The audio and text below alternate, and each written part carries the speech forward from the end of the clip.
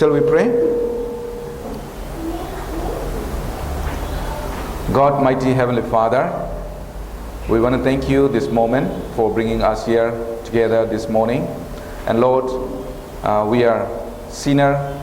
We supposed to die for our sin, and we supposed to go to eternal hell. But Lord, you took all our sin and died on the cross on behalf of us. Now we are set free. So Lord, we thank you, and thank you for giving wonderful people, wonderful brothers and sisters, so that we can share our joy, our happiness together. So Lord, we thank you, and Lord, we believe you are watching us. We believe you are with us, and Lord, your love is always with us. So Lord, we thank you, and Lord, today we want to listen your word that you are not dead, you are risen, and also Lord, you are waiting in heaven for us. So Lord, we thank you for that such a promise. And now please speak to us, each one of our hearts, so that we can be reminded and we can have a strong faith, and we can live for your glory the rest of our life. And we commit all the things unto your mighty hand. In Jesus' name I pray. Amen. Okay, today is Easter Sunday, and all of us, we know, if we go to church, if we read the Bible, if we come to church, means we know what is the Easter Sunday, right? Easter means the resurrection of Jesus Christ. You know, Jesus died 3 days back, and after 3 days, Jesus was resurrected. And you know that why Jesus died on the cross? In order to take away of our sin, or we can say in order to make us free from the power of Satan, or the power of the darkness. Or we can say he died in order to rescue us from the judgment of God. And the resurrection is the proof. Suppose now somebody promised you, and if he died or if he's lost, what is the security or surety that he promised or she promised? It's nothing, right? So Jesus, if Jesus is not resurrected, then what he said, what he promised is useless. So in order to prove that what he said it is true, that our sin is forgiven or we are set free, he was resurrected. And there is no in this world that who died and come back, live again or come back to life, but only Jesus. And also Jesus promised that whoever believes in him will be resurrected, right? In John chapter 11 verse 25. Okay, today we'll think about the resurrection. So let's go to Matthew chapter 28 verse 1 to 10, a little bit long, but we'll try to read together. Maybe we can read responsive reading. Matthew chapter 28 verse 1 to 10. We'll read responsive reading. If you found, I will read verse 1 and we'll follow 2 and we'll go till the 10, verse 10. And if there is extra Bible, if anyone needed the Bible, you can somebody can give it. Okay, let's read. I will read. Now after the Sabbath, as the first day of the week began to dawn, Mary Magdalene and the other Mary came to see the tomb. And behold, there was a great earthquake, for an angel of the Lord was descended from heaven, and came and rolled back the stone from the door, and sat on it. His countenance was like a lightning, and his clothing was white as snow. And the Lord showed for fear of him, and became like. But the angel answered and said to the woman, "Do not be afraid, for I know that you seek Jesus who was crucified. He is not here, for he is risen, as he said, come see the place where the Lord is. And go quickly and tell his disciples that he is risen from the dead. And indeed he is going before you into Galilee. There you will see him. Behold, I have told you." So they went out quickly from the tomb to where they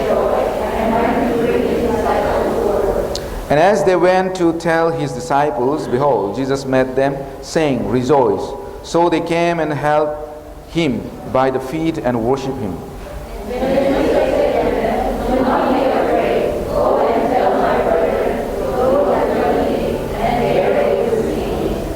Okay, so we can see here some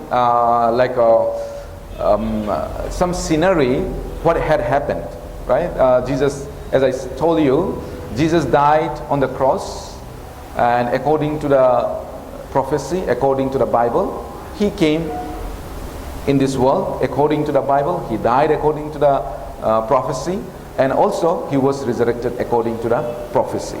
So now Sabbath. Okay, after Sabbath means next day.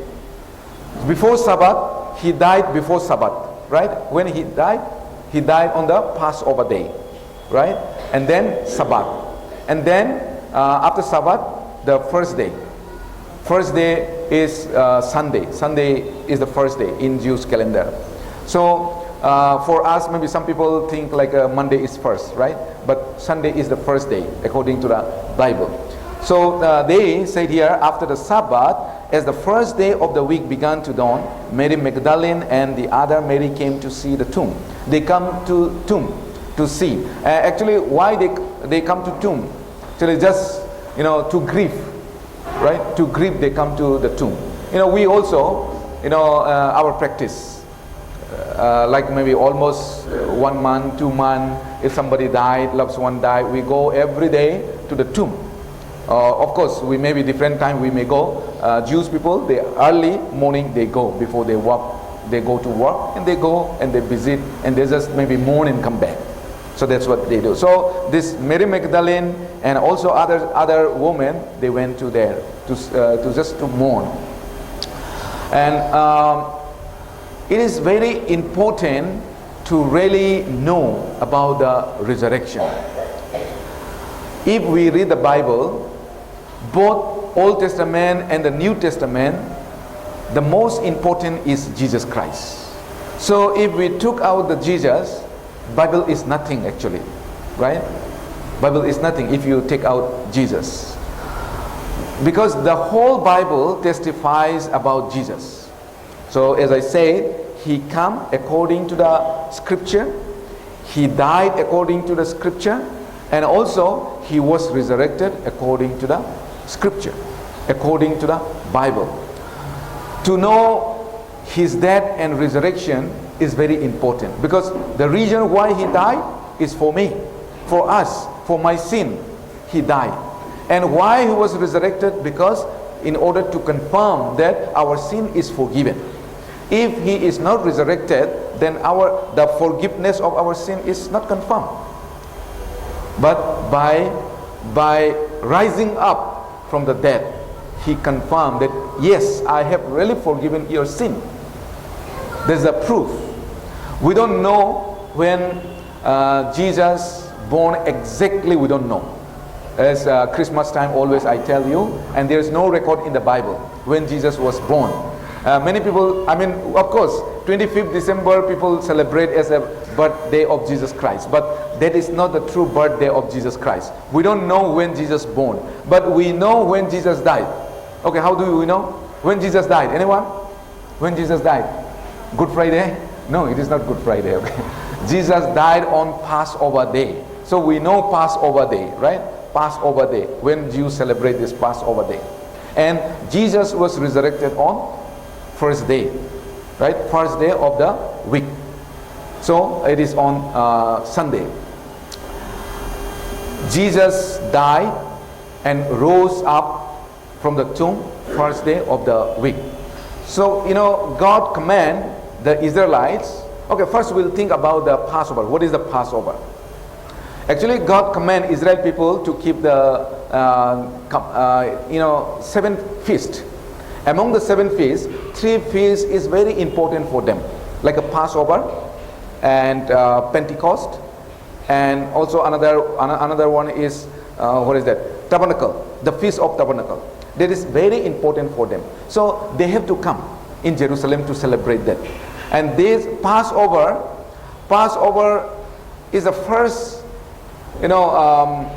Passover is the day when Jewish people or Hebrew people are, liberated from the Egypt. There is a Passover. Okay.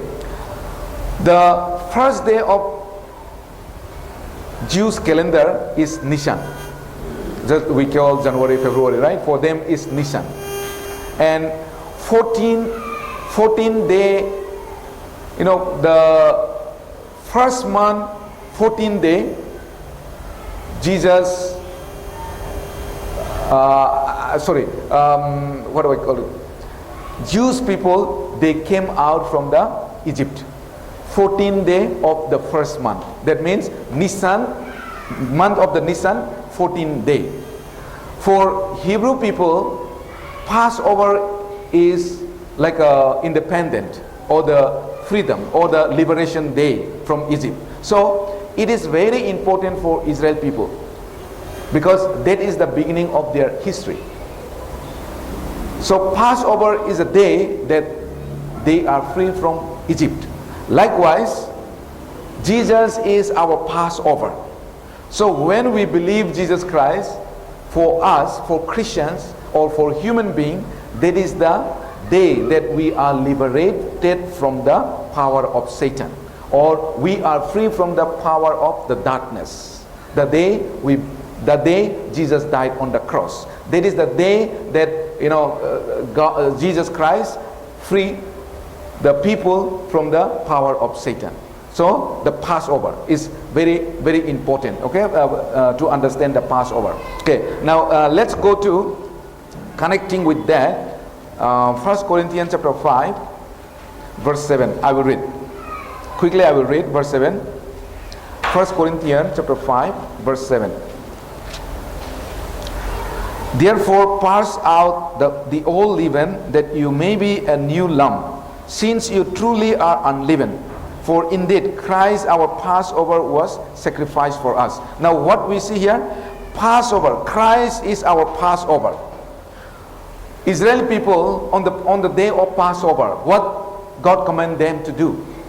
They sacrifice an animal and they put the blood on the doorpost. So when God see the blood on the doorpost, God did not kill the firstborn of that family. So the firstborn was spared, not died. So now here it says Jesus is our Passover, right? He sacrificed for us. Indeed, Christ, our Passover, was sacrificed for us. As I say, God command, after the Passover, God command Israel people to keep the 7 feasts. What are those? The feast of Passover, the feast of unleavened bread, the feast of first fruits, the feast of Pentecost, the feast of trumpets, the feast of atonement, and the feast of tabernacles. So they keep. So it is one after another. Let's say the Passover is finished. So Passover finished, then they have to continue with the unleavened bread. Now what is the unleavened bread? Unleavened bread is Christian's life. Christian's life means, unleavened bread means you have to live a holy life until you meet with Jesus Christ. That's what explain unleavened bread. So they have to eat the unleavened bread 1 week. And this unleavened bread is indicating after accepting Jesus Christ or believing Jesus Christ, the person should live holy life. Should not, go back to the old life. You have to forsake all the life that you have lived before. You have to live for the gospel or for God, or holy life, not a dirty life. That indicate. And number 3, the feast of first fruits. And the feast of first fruit is indicating the resurrection of Jesus Christ, or will be resurrected. After we finish our Christian's life, means the moment we die, or the moment we go from this body, our spirit moves from this body, we will meet Jesus Christ, will be resurrected. We'll go out from this world. That is the first fruit.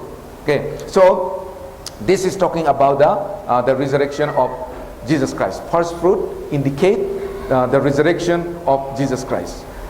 So once again, Jesus died and was buried for our sin, right?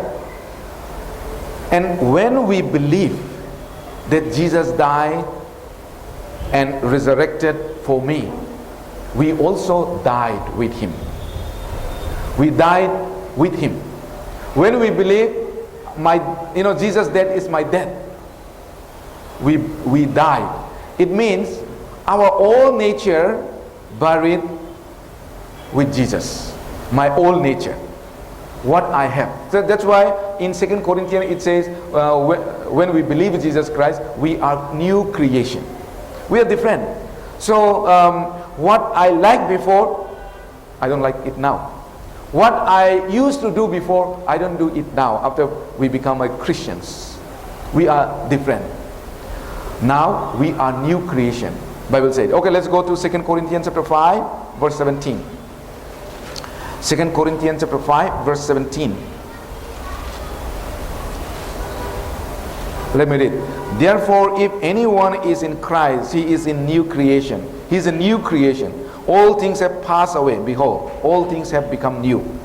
If anyone is in Christ, if anyone believes Jesus Christ, that person is new creation. New creation means you are different. You are new. All has passed. Now you are new. So we can examine ourselves. We can think ourselves. Is it I'm the same person? Of course we may be same person, but your mentality, your mind, your thought, your like, your dislike, is it the same or is different? True Christians should be different.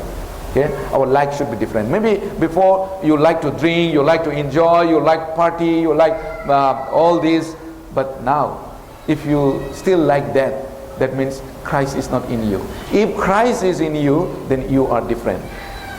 You don't like this. Jesus' resurrection was actually predicted before he was born. Before he was born, it was told already that he will be resurrected.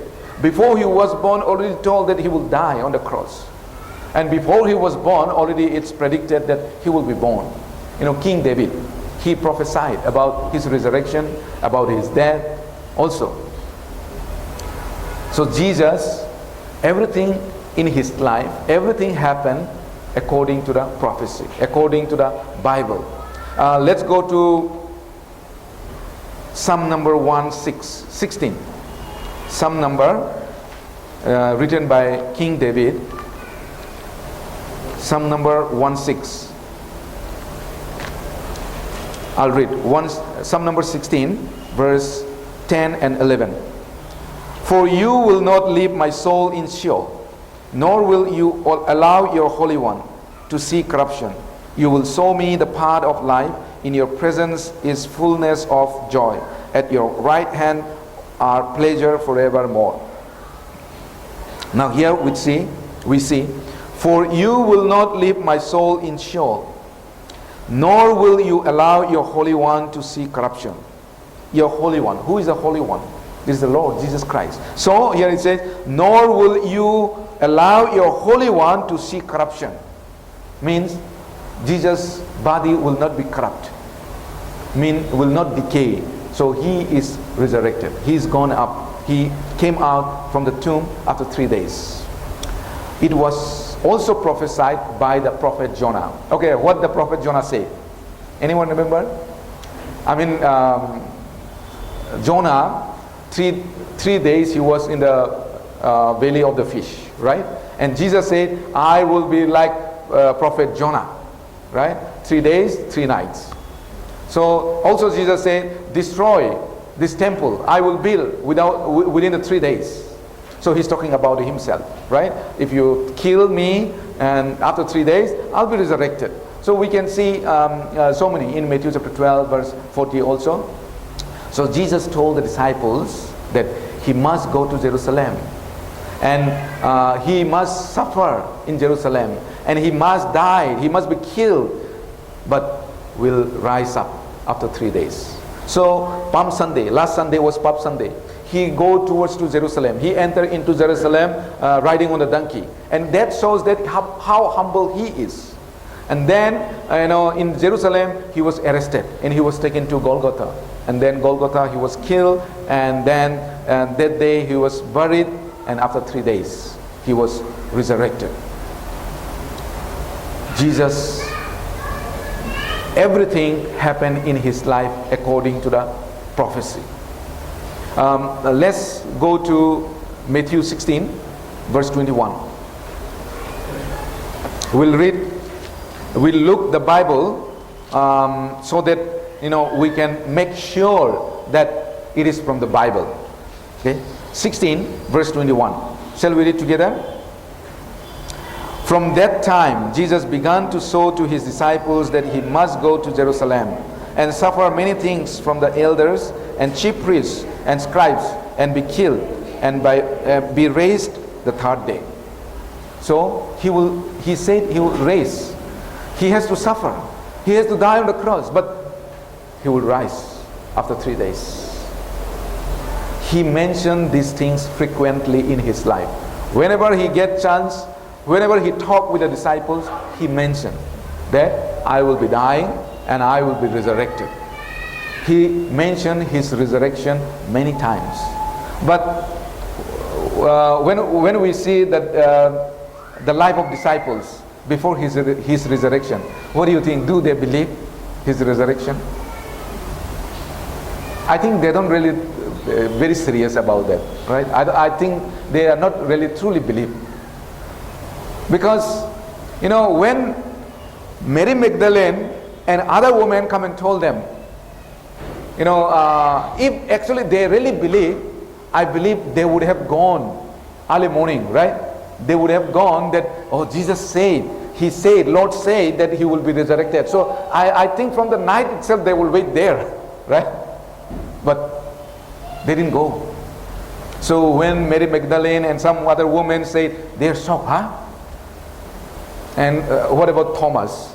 Thomas still didn't believe, right? He didn't believe. So they didn't really believe what Jesus was teaching to them until they see with their eyes. Okay, Matthew 20, verse 18 and 19. 18 and 19. There was an incident. Let me read. Behold, we are going up Jerusalem, and the Son of Man will be betrayed to the chief priests and to the scribes, and they will condemn him to death and deliver him to Gentiles to mock.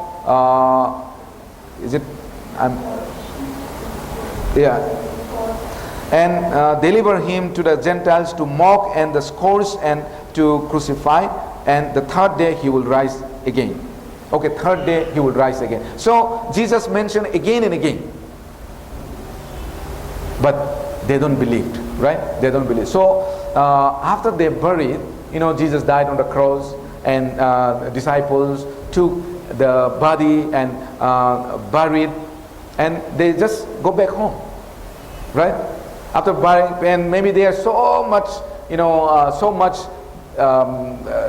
sorrowful in deep heart. That's how they went. They went back home. But there are a group of women, and they went to the tomb. They found that the tomb was empty. The tomb was open. So the women are the one who saw first Jesus was no more in the tomb. So they come to Peter. Peter was there among the disciples. I think Peter was the oldest one. So maybe he has he has maybe somehow guts to go. So he was going there, and they told to Peter. And later John came, and John could not enter into the tomb. When the woman said there's no more, the tomb was open, and tomb was open. So in order to see inside what had happened, Peter entered. John could not enter, right?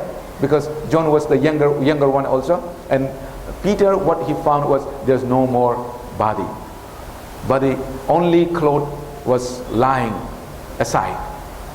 So Peter, now he started recollecting what Jesus said.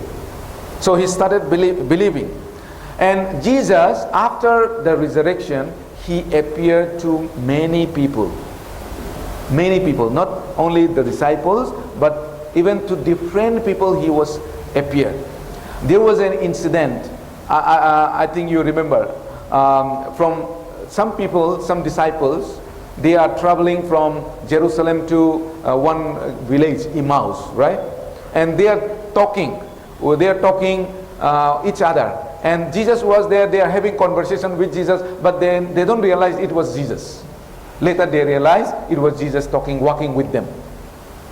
Right? So there are so many incidents you can find in the Bible that Jesus appeared to them. After that, Jesus appeared to the disciples. It means after the resurrection, and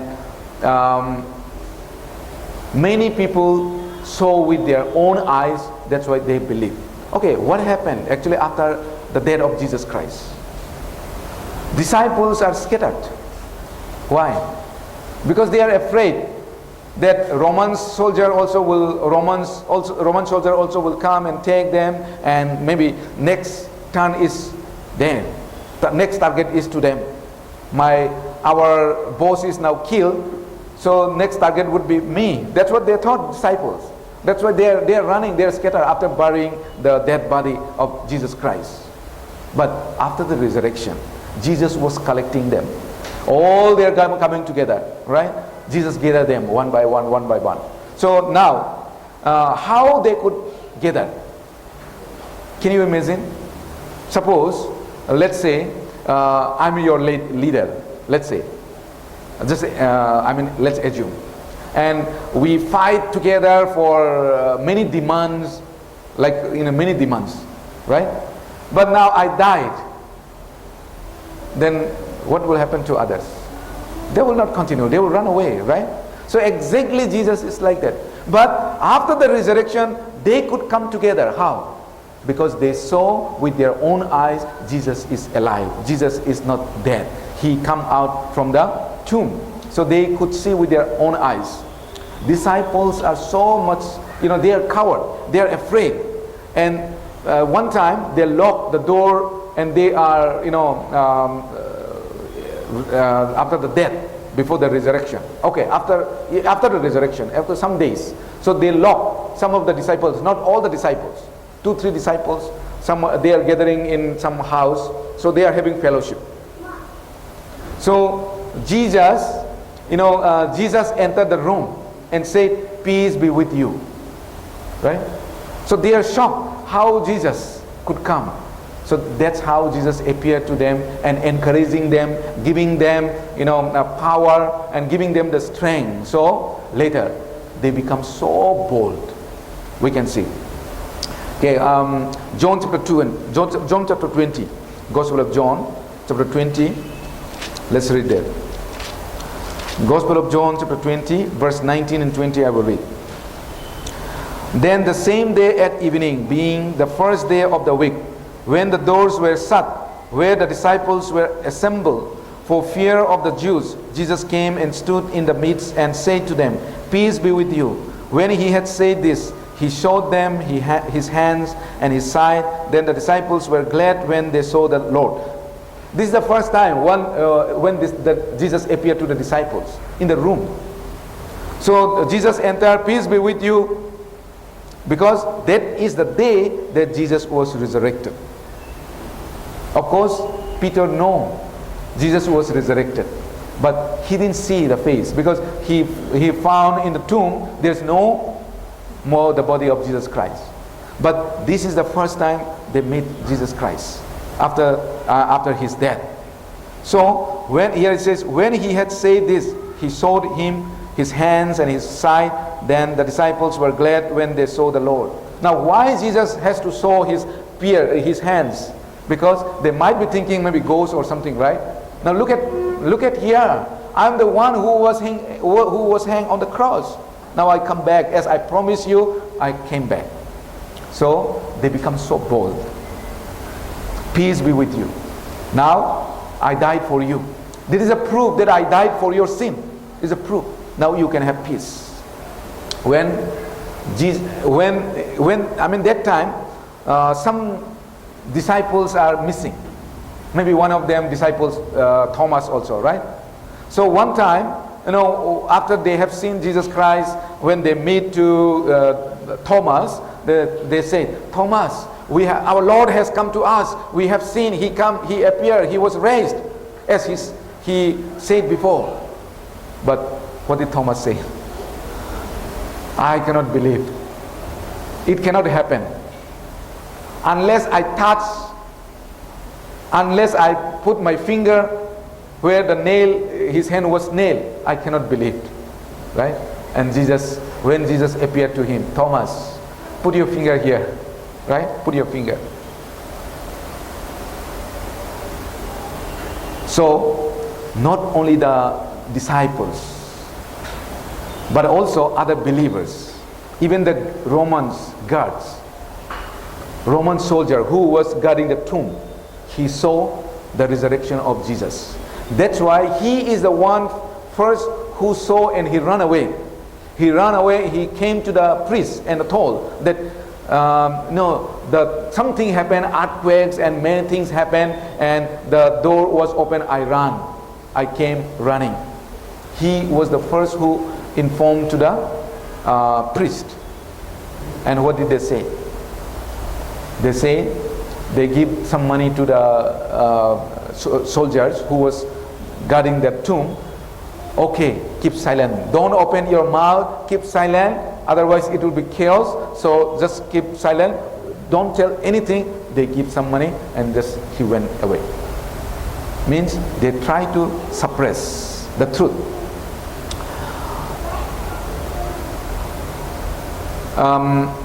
Apostle Paul, who was Apostle Paul? He was persecutor of Christians, because he could not believe that the person who died can be resurrected, or he could not believe that the Jesus, who is the son of carpenter, can be God, can be Messiah. So he don't believe neither the Jesus is the Messiah or the resurrection. So that's why he was persecuting. But on the way to Damascus, he met Jesus Christ. Now he preached about the resurrection of Jesus Christ. He preached about the death of Jesus Christ, and he repeatedly mentioned that he is alive, he is resurrected. Let's go to 1 Corinthians chapter 15. 1 Corinthians chapter 15. By the way, Corinthian is written by Apostle Paul to the Corinthian church. This is Apostle Paul's letter to the Corinthian church. 15 verse 3 to 8, I will read. For I delivered to you first of all that which I also received, that Christ died for sins according to the scriptures, and that he was buried, and that he rose again the third day according to the scripture, and that he was seen by Cephas, then by the 12. After that he was seen by over 500 brethren at once, of whom the greater part remain to the present, but some have fallen asleep. After that he was seen by James, then by all the apostles. The last of all he was seen by me also, as by one born out of due time. So he mentioned that he was seen by that person, he was seen by that person. At last he was also seen by me. He was seen by Jesus saw him when he was going towards to Damascus. So Jesus appeared to him, and for 1 week he was blind. And after that, Peter went and prayed, and then his eyes was open, and he started preaching the gospel. So Jesus was seen by many times. It cannot be, he is not seen by only the disciples, but 500 sometimes, maybe sometimes with a 2 person, sometimes with a 3 person. So like that, one time also together 500 people are gathering, but he was seen by them. There are 2 groups of people when Jesus was resurrected. One group, they try to spread the news. Who are they? Disciples. And whoever seen, they try to spread. Yes, Jesus is resurrected. He is not dead. But there are some group who try to suppress the news, the good news. Who are they? The Jews leader. The own people of Jesus. They are suppressed. They try to suppress. Right? So today also there are so many Christians, they try to suppress. How? By their life. If you really know that Jesus is resurrected, if you really believe Jesus is resurrected, then your life should be different. Our life should be different. If your life is not different, means maybe you believe with your mouth, but you don't believe with your heart. That's why you cannot be different. Right? So, our life is not different, and we are suppressing. Many times I heard that because of that Christians, other people don't want to become a Christians, but because looking at that Christians, or sometimes some people say looking at the one pastor, I don't want to become a Christians. I don't want to listen the word of God. I don't want to listen any word from the Bible because of that. Because I see. So there are some people say like that, and that means the way Christians live was not right. And those Christians are those who don't really believe, and they are like a Jews who are suppressing the truth. Apostle Paul, immediately after he knowing the truth, he started preaching in synagogue, and many times he was warned. Many times people try to kill him. There was a great opposition, but nothing could stop him. He continued, and at last, as I said last time also, he was beheaded at last because of the preaching the gospel. Okay, let's go to Acts chapter 23. Acts chapter 23 verse 12 to 14. Acts chapter 23 verse 12 to 13. I will read. And when it was day, some of the Jews banded together and bound themselves under oath, saying that they would neither eat nor drink till they had killed Paul. Now there were more than 40 who had formed this conspiracy. They came to the chief priests and elders and said, we have bound ourselves under great oath that we will eat nothing until we have killed Paul. So these are the people, Jewish people, they say, why they want to kill? Because this person is preaching the gospel. So unless we kill him, they are, they make an oath. Until we kill him, will not drink, will not eat. More than 40 people, here it says. But could they stop? No. He preached. He continued to preach the gospel. So now, do you believe Jesus is resurrected? Yes, we believe, right?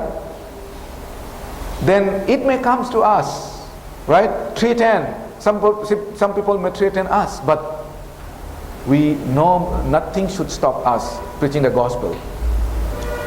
Jewish leaders are, always opposing Apostle Paul to preach the gospel, and they are liars. What did they told to the gods? Okay, let's go to Matthew. Now Matthew 28 verse 12. This is what they say to the gods. Matthew 28 verse 12 and 13. I will read. When they had assembled with the elders and consulted together, they gave a large sum of money to the soldiers, saying, tell them his disciples came at night and stole him away while we slept. So this is what they say. Tell them that while we are sleeping, the disciples came and stolen the dead body. Okay, if we think logically, what do you think? Can that happen? It is impossible, right? Impossible. How it is impossible? Now there's a two God, and two God will be with gun, at least with some weapons, right? And now Romans, that time Romans are so strong. If Romans government said something, nobody can say anything against them. And the Bible said the tomb was sealed by Roman government. Government seal put. Right? This is government authority. Nobody should touch unless government allow.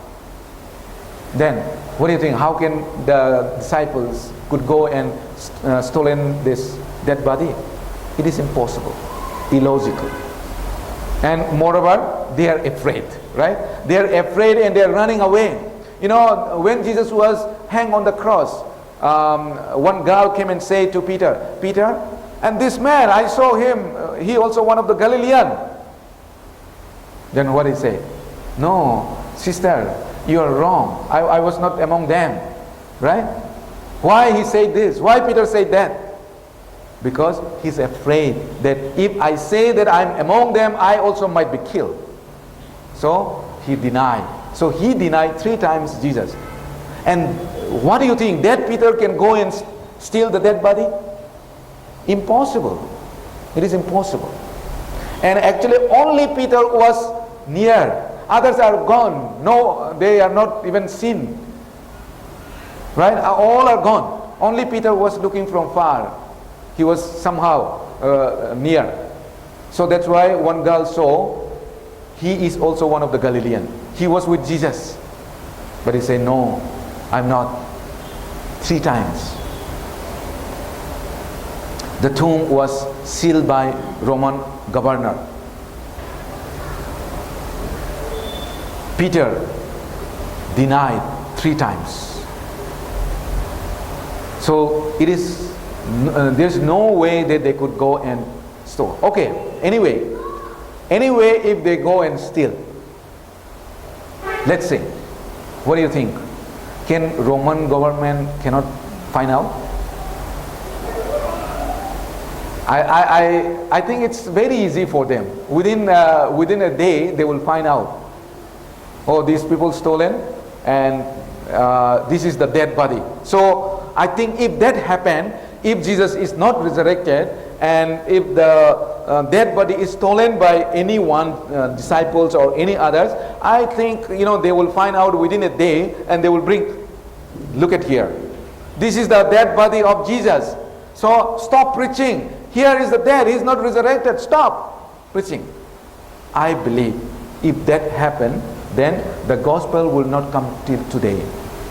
The gospel means the news of Jesus, that Jesus is the Messiah, Jesus is the God. Finish. That time should be finished. Who will preach by risking their life, which is not true, right? If Jesus' body is found, that means what Jesus said was lie. What Bible tells was lie. So who will preach, who will risk their life in order to promote the lie? Nobody can do that. Can you do? No, I cannot do that. So now this is the truth that Jesus is resurrected. That's why, many Christians, even today, they give their life and they are preaching. Why? Because that is the truth. So we are preaching the truth, right? We are preaching the truth. If it is lie, I don't think so many people will kill. If you see in a Christian history, there are many Christians, they are martyred. Why? Only one reason, that is preaching the gospel. They forsake many luxury life.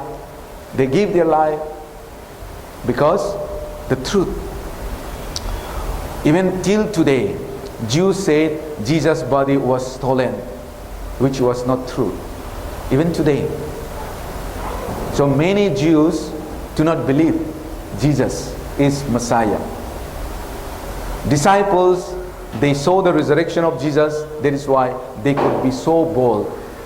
After they met Jesus' resurrection, they don't care their earthly life anymore. They don't care anything, whether I die or not. I don't care, but just I want to live for this gospel. Because they also believe that what Jesus mentioned, what is going to happen in the future, about the heaven, about all this, they started believing now. Because he died, he was resurrected. That means the rest of the things what he said also will be true. So that's why they are preaching without any care. Their life, they don't care anymore. Let's go to Acts 3. Book of Acts. Chapter 3, verse 14 and 15. Shall we read together? 14 and 15. 14 and 15. Let's read. But you denied the Holy One and the just, and asked for a murderer to be granted to you, and killed the Prince of Life, whom God raised from the dead, of which we are witness. Now, Peter and John, they are saying, we are witnessing whom you killed, to the Jewish people. You killed the Messiah. Now we know, that's why we are preaching. So here, Peter and John boldly preaching the news about the gospel, saying that you denied the Holy One and the just. And then when they listen, many people got saved. You will see here at last, through the preaching of Peter, 3,000 people came to Christ. They came to believe. Because when they see the boldness, and when they see that Peter, they are uneducated, but how they could preach, and they find that they are the disciples of Jesus. And also chapter 4, verse 17 to 20. Acts chapter 4, verse 17 to 20. Let me read. But so that it spreads no farther among the people, let us severely threaten them, that from now on they speak to no man in this name. So they called them and commanded them not to speak at all, nor teach in the name of Jesus. But Peter and John answered and said to them, whether it is right in the sight of God to listen to you more than to God, you judge. For we cannot but speak the things which we have seen and heard. So they are threatened, Jewish people, Jewish group. They say, hey, come here. So they catch them and don't preach anymore. If you preach again about Jesus, then you will be killed, or you will be imprisoned, or many ways threatened. But what did they say? Which we heard, which we have seen, we cannot keep silent. The truth we cannot keep. We have to speak out. So that's why they are preaching. They are preaching continuously. Now look at the scenery.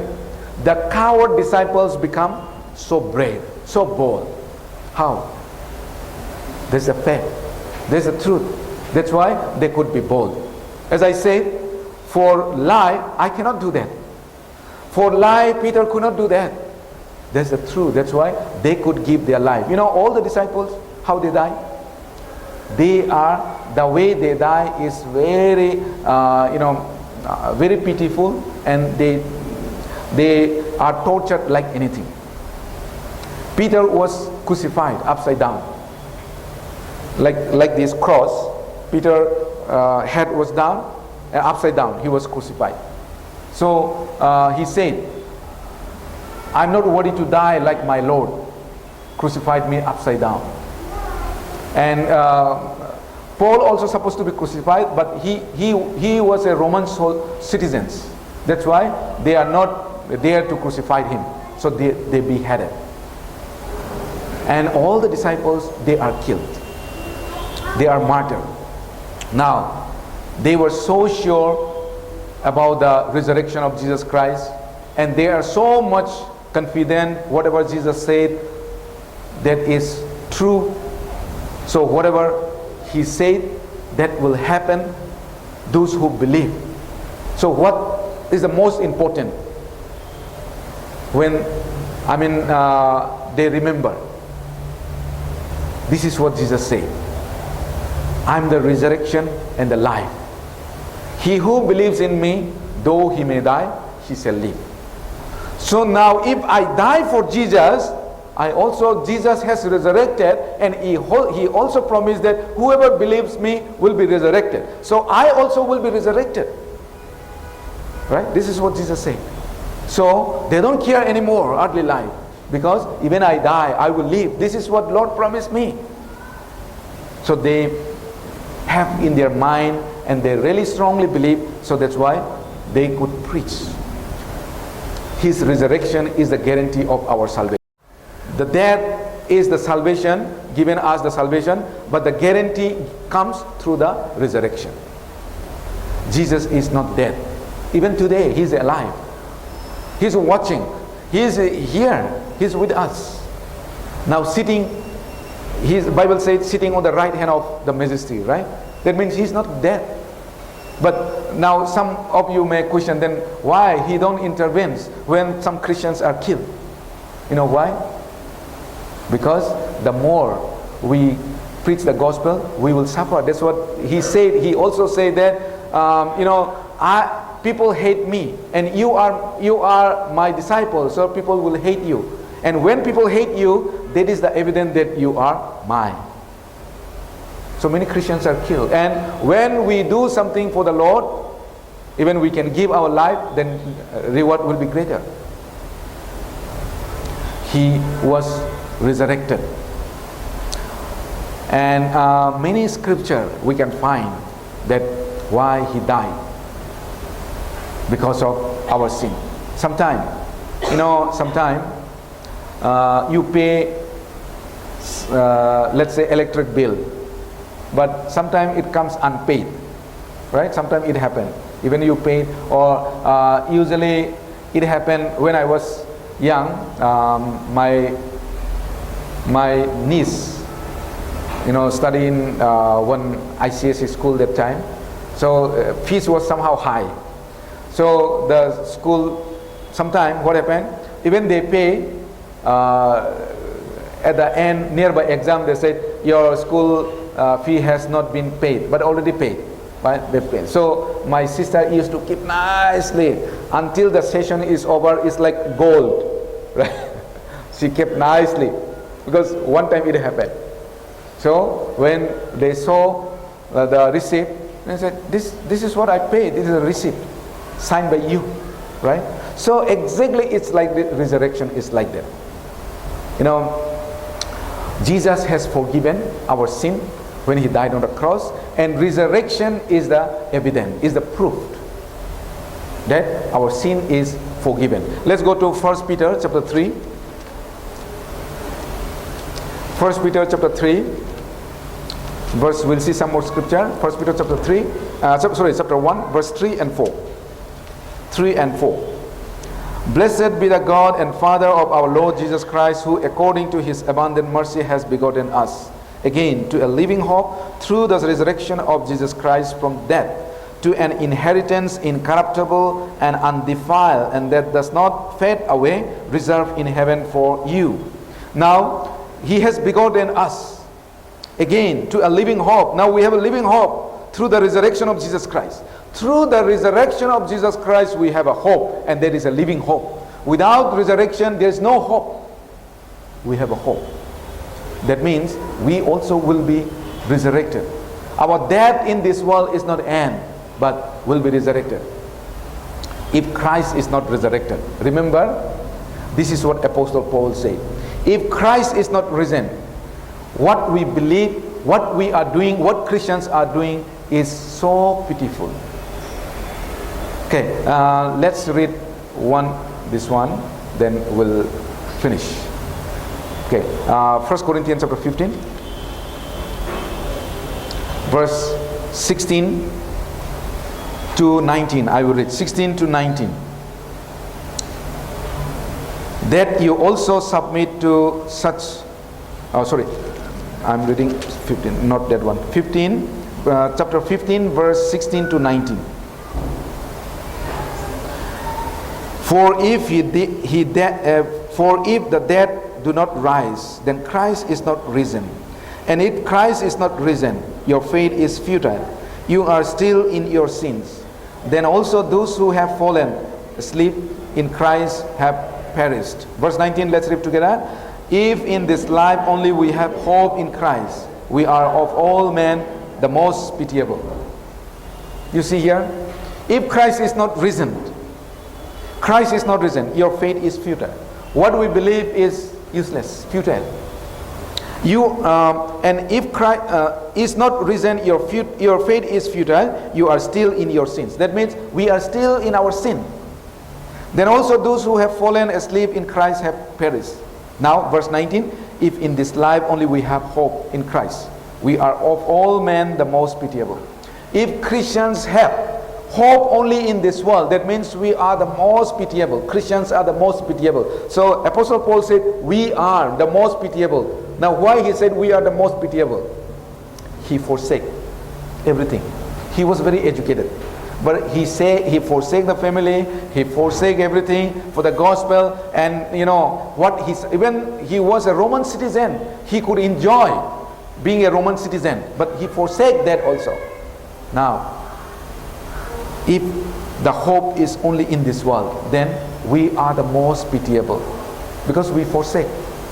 But that is not, because what Jesus promised, one day will be in heaven. And Jesus said, what we suffer in this world cannot be compared with the joy what Christians are going to receive in heaven. That's what Apostle Paul said.